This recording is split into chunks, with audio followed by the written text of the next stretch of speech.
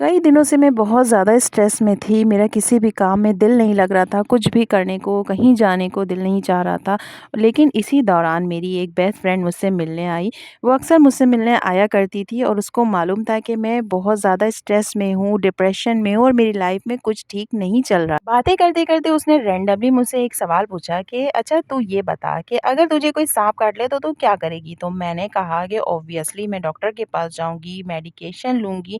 तो उसने कहा पक्का? मैंने कहा तो और क्या कर सकती हूँ मैं इसके अलावा?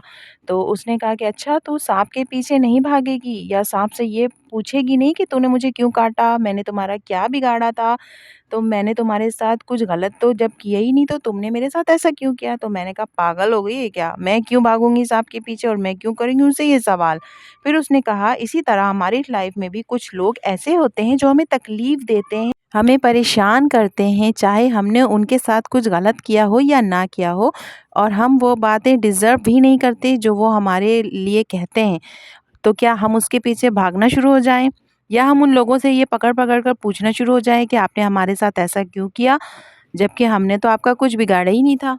जिस तरह हम साँप के पीछे नहीं भागे, ठीक उसी तरह हमें उस इंसान के पीछे भी नहीं भागना चाहिए, बल्कि अपनी हीलिंग पावर को इम्प्रूव करना चाहिए और अपनी लाइफ में पॉज़िटिविटी को जगह दें, पॉज़िटिव रहें और पॉज़िटिव बनें, पॉज़िटिविटी फैलाएँ। आज तक के लिए इतना ही, मिलेंगे किसी नए दिन किसी नई वीडियो के साथ।